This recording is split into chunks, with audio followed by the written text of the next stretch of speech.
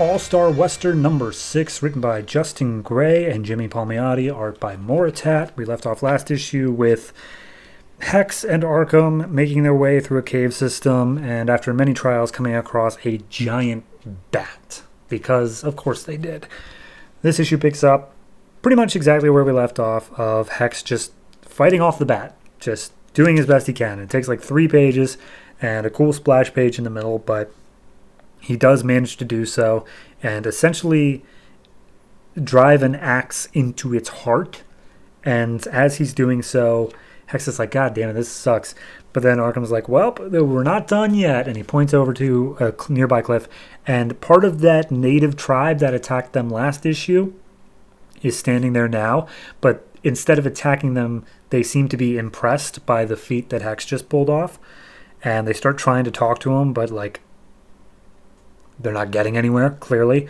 But he tries expressing that they are trying to get up and out. And one of the natives points upwards to just this hole in the cave surrounded by like moss and vines. And he's like, that's the way you got to go. And Arkham's like, oh, of course it had to be more climbing. And Hex is like, all right, stop your complaining, let's go. So they start climbing their way up, and they're like, just trying to figure out where they're going to pop out at. And when they finally get out, they realize they are pretty much right outside of Wayne Manor, which is currently home to Alan and Catherine Wayne. So they pop down, and Arkham's like, hey, these guys are actually pretty good. They're pretty cool. So let me do the talking, and hopefully we can get some hospitality. So he knocks on the door, and Catherine answers. And Arkham's like, oh, could you please allow us in just for a moment to clean ourselves and eat and drink and whatnot. And so they go in and they basically tell the whole story to Alan and Catherine. And Alan's like, well, we must inform the authorities immediately. This is quite absurd. And he's like, yeah, no, this is probably a good job for the law to get involved, because it was, a lot of people down there. And Alan seems surprised that such crazy things could be in caves beneath their house, including a giant bat in a cave.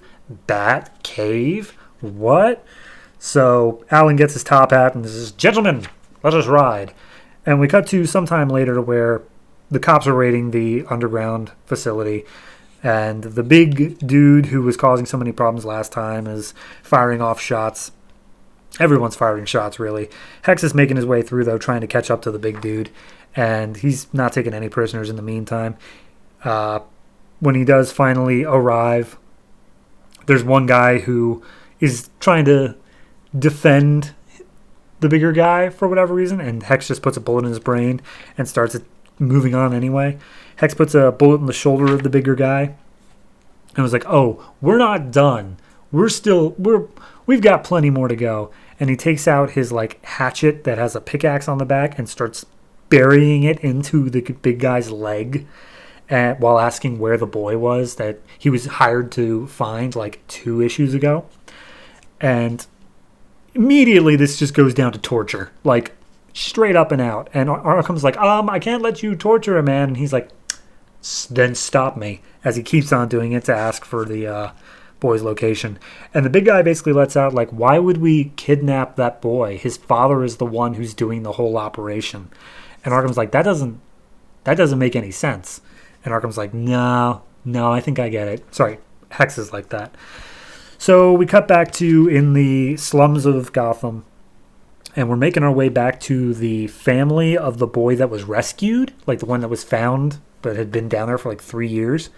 And as it turns out, long story short, the poor family kidnapped the rich family's son and spread the rumor that he was abducted down in those same shafts so that someone would actually take it seriously, because when a rich little boy is abducted, it's a big deal compared to the poor ones. So they were just using this in order to basically free everybody. And the kid wasn't harmed. He was kept totally safe, well fed, just, hidden. And the boy realized, like, he made friends with the family. The kid who was kidnapped made friends with the family. And we see that the boy who was still recovering from his treatment down in the mines for 3 years, turns out that he passes away right then. And Hex is like, this is all your dad's fault, kid. Just letting you know that. And he explains the situation as to what happened. And the boy's like, yeah, my dad's an asshole. but I'm not going to be like him. And so they decide that the best thing to do is move now to arrest the rich guy and bring the boy back to his home. But as they arrive to the Moody household, he's gone. He's left on a business trip, and they don't know when he's going to return. And the wife is made aware that the actions that he portrayed are pretty much concrete. Like, there's no way that he didn't do this, and he's just never going to be returning home. He's going down to New Orleans, and he's staying down there. And just offhandedly, want to mention that the Moody household is covered in owls. Like, top to bottom, just owl taxidermies. So, yeah. So anyway, he's like, all right, your husband's never coming back, and he's down in New Orleans, and he owes me $50,000 because I brought his son home. Regardless of whether or not he meant it or not, he owes me $50,000. So he's going down to New Orleans to collect. And it's not entirely clear if Arkham's coming with. But then we cut to New Orleans. We see a big bar fight going on. People knocked out all over. And some guy's running in with a telegraph for a pair of people. I don't know how to... It's a guy who's got like a domino mask on, but in full cowboy gear, and he's got a white bird on his chest. And then there's a busty woman in a trench coat who's also got a gun. They don't have names, but that's where we leave off, and they find out that Jonah Hex is on his way down to New Orleans. It's fine. It's good. I feel like the bat thing was just like, okay, what crazy ass thing can we have him encounter at the end of this? Like, the entire last bit of the cave, I think, really was just like, okay, we've spent enough time down in this cave. Let's just get him out real quick. So they just really quickly killed the bat, really quickly showed them an exit, and then just really quickly wrapped up everything else. Like, I'm not sure what... The fact that the reveal of the plot took a good probably 5 to 6 pages makes me feel like, okay, we were going to stretch this out for another issue, but we really got to condense some stuff down right now for some reason. And I don't know what that reason is. Genuinely don't know.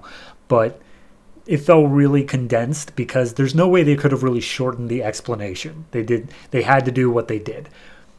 But everything else just felt so rushed. Not in a terrible way. It felt well done, but it did feel rushed. So in terms of its own thing, I would give it a 6.5.